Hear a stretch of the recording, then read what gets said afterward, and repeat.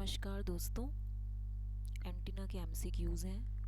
पहला है, the members of the antenna family which are made of wires of certain value in terms of operating wavelength are called loop antennas, wire antennas, dipole or slot antennas.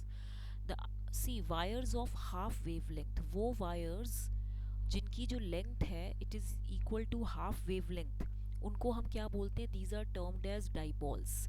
Dipoles are the wires whose length is equal to half of the wave length. इनका जो radiation resistance होता है, their radiation resistance is about 73 ohms, and if only half of this length is used then it is called quarter wave monopole. मतलब if आप कर दो L1 is equal to half of lambda by 2 कर दो, means half of the length of dipole कर दो यहाँ पे, तो यहाँ पे क्या हो जाएगा? lambda by 4 हो जाएगा. तो इसको हम क्या बोलेंगे? Quarter wave monopole. Quarter wave monopole with a radiation resistance of with a radiation resistance of 36.5 ohms. ठीक है. अच्छा, अब नेक्स्ट क्वेश्चन देखिए.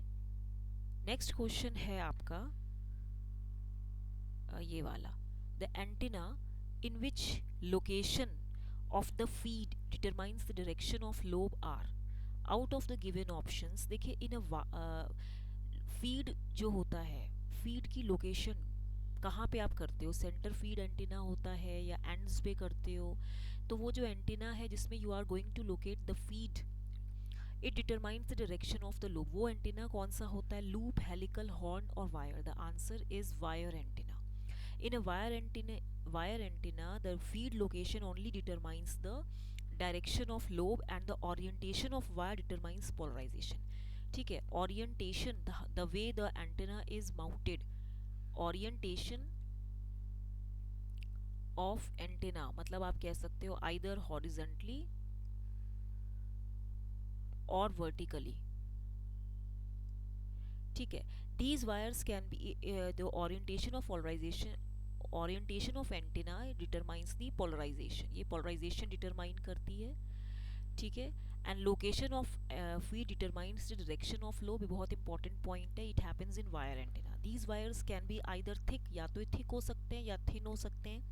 Thickness of wire जो होती है it determines the radiation resistance of the antenna. जो wire की thickness होती है, thickness of wire determines the radiation resistance of the antenna. Okay. Next question है, based on the size of the loops, the loop antennas are classified as small and large loops. This is only the classification of loop antenna. No, it is false. Loop antenna small और large नहीं होते हैं. क्या यही केवल classification है loop antenna की? आप लूप एंटेना के बारे में पढ़िएगा. लूप एंटेनाज जो सर्कुलर होते हैं, इनकी क्या क्लासिफिकेशन होती है. ओके. नेक्स्ट क्वेश्चन है, antenna that does not belong to the horn antenna family among the following are pyramidal, conical, biconical और none. All of the above mention antennas, जितने भी एंटीनाज हैं, they all belong to the horn antenna family. ये सब horn antenna family को belong करते हैं. Horn antennas में भी मेड ऑफ पॉइंटेड और राउंडेड वेव गाइड्स. ये जो हॉर्न एंटीनाज हैं, दे may be made of rounded और पॉइंटेड, राउंडेड और पॉइंटेड वेव गाइड्स इसके बने होते हैं. ठीक है.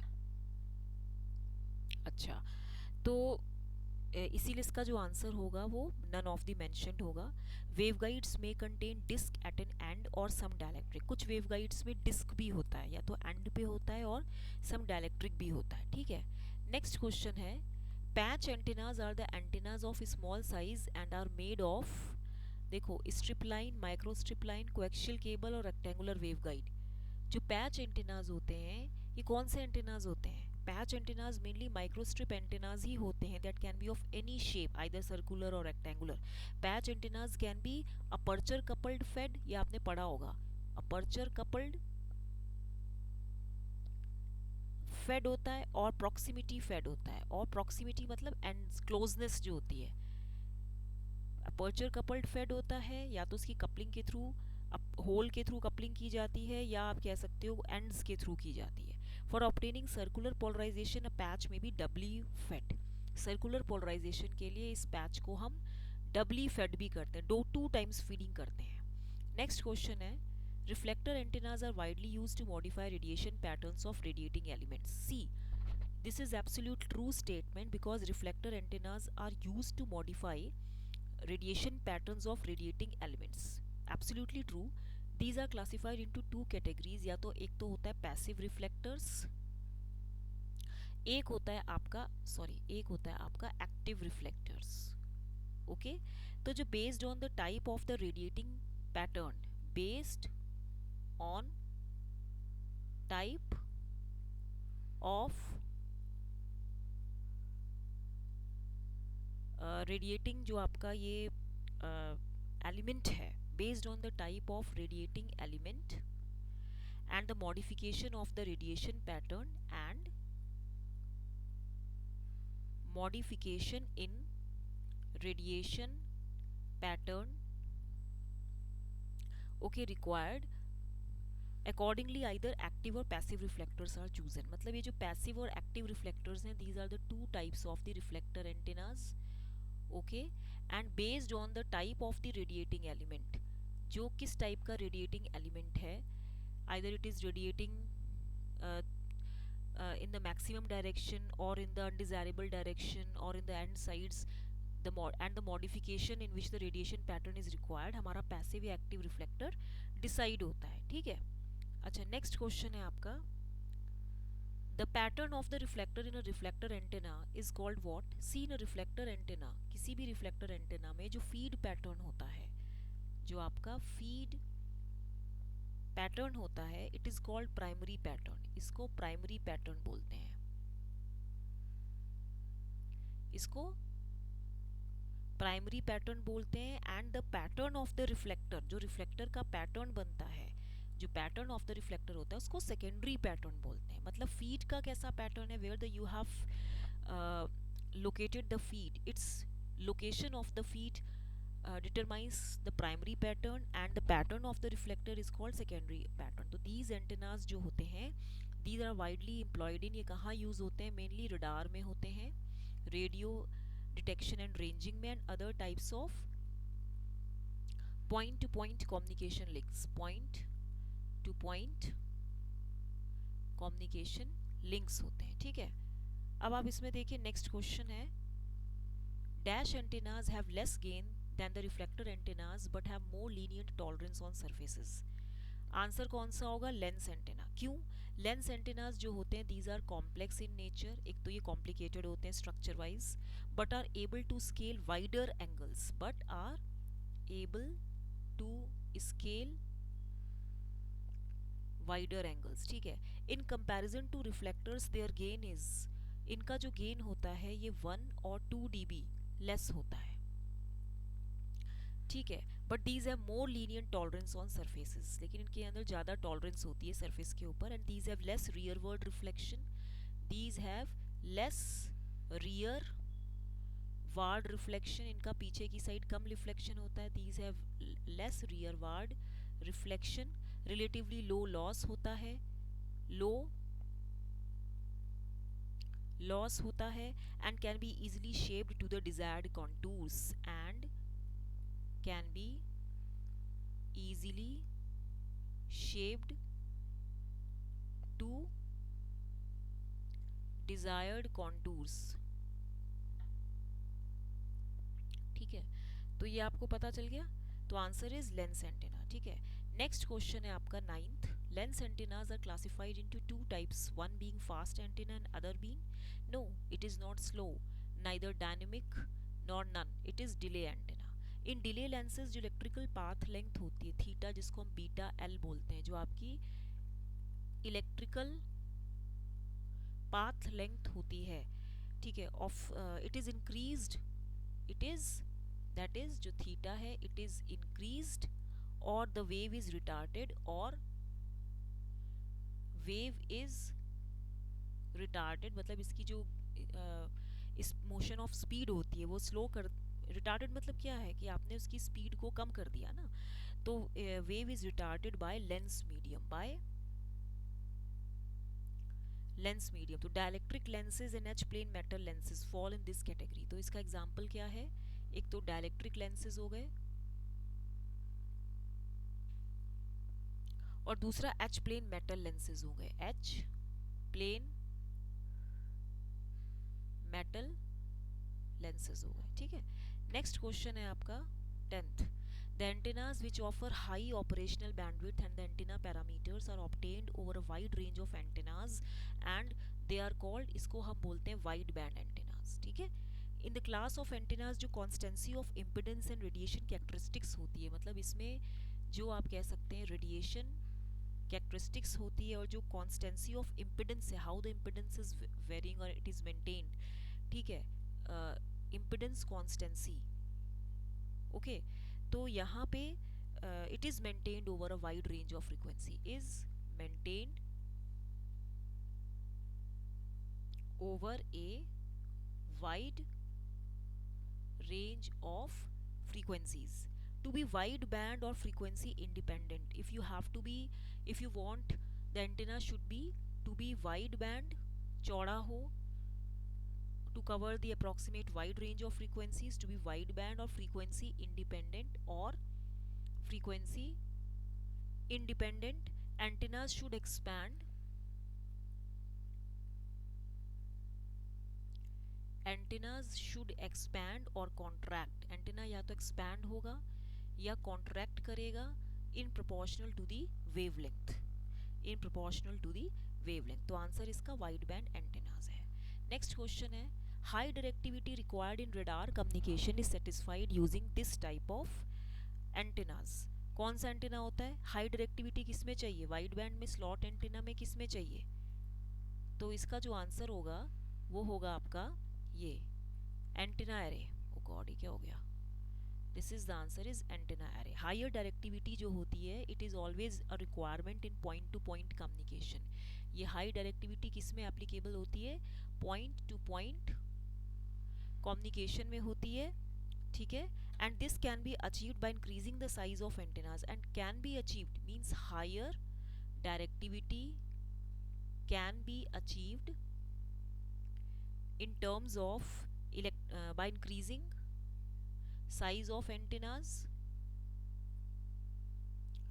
in terms of electrical length, in terms of electrical length,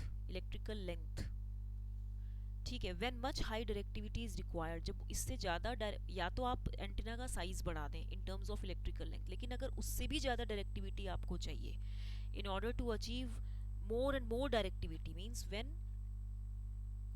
much high directivity is required, तो हम क्या यूज करते हैं, एंटेना एरेज आर यूज्ड, ठीक है।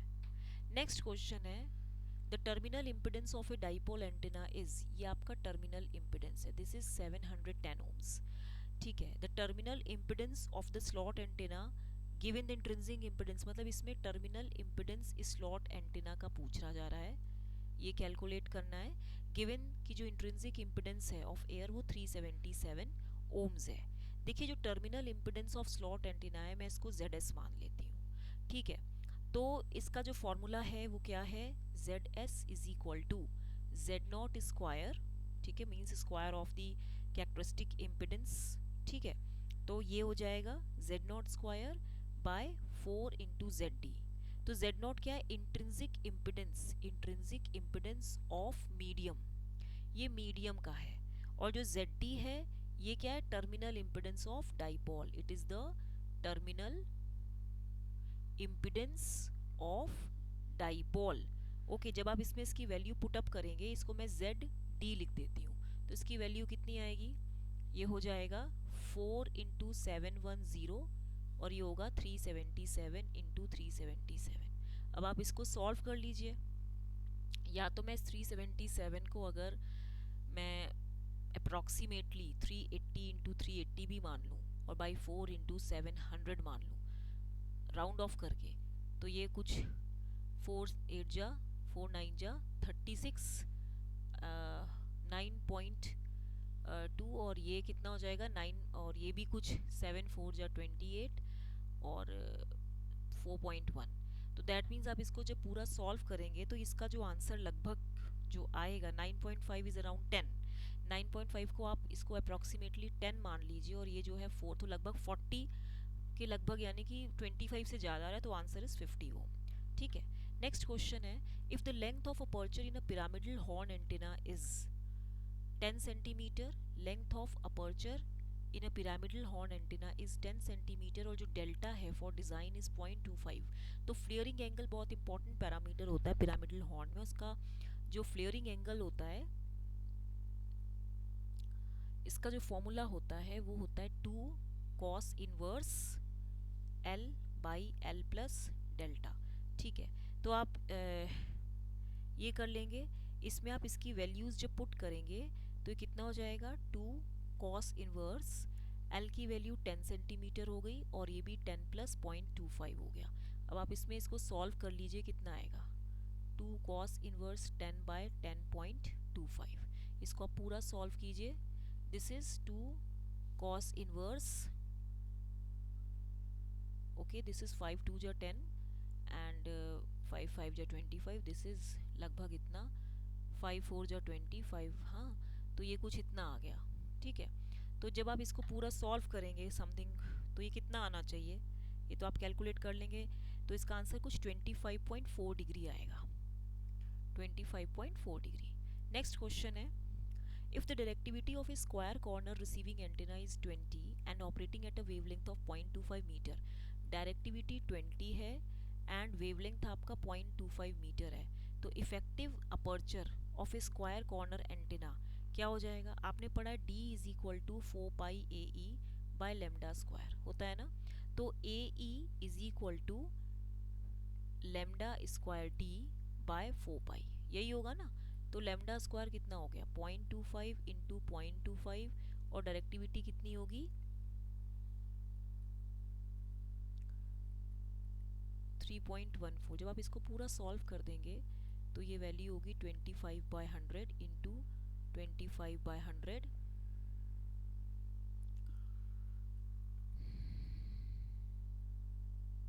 मैं इसको 7/22 भी लिख सकती हूँ ना 3.14 को। तो 4 5 जा 20 एंड इसको आप पूरा सॉल्व कर लीजिए लगभग। तो कितना आंसर आना चाहिए इसका, क्योंकि आप क्या निकाल रहे हैं, इफेक्टिव अपर्चर। तो the answer should be 0.4 metre square, इसका जो आंसर आएगा। अभी कैलकुलेशन मैं नहीं बताऊंगी, कैलकुलेशन आप खुद कर सकते हैं, फॉर्मूला बता ही दिया है तो आप कर ही सकते हैं ना। इसमें देखिए ये तो 4 हो गया, ये भी 4 हो गया, तो आंसर कितना आया 35/4 4 जा 16 इंटू 22। अब इसको पूरा आप सॉल्व कर लीजिए तो ये करीबन 0.4 मीटर स्क्वायर आंसर आएगा। ओके, तो ये इतने क्वेश्चंस थे। ठीक है, तो आई थिंक ये आपको आ गया होगा। तो अगर आपको ये अच्छे लगे हो क्वेश्चंस तो कमेंट सेक्शन में लिखिएगा, और इसको लाइक शेयर सब्सक्राइब करना मत भूलिएगा। Till then good bye.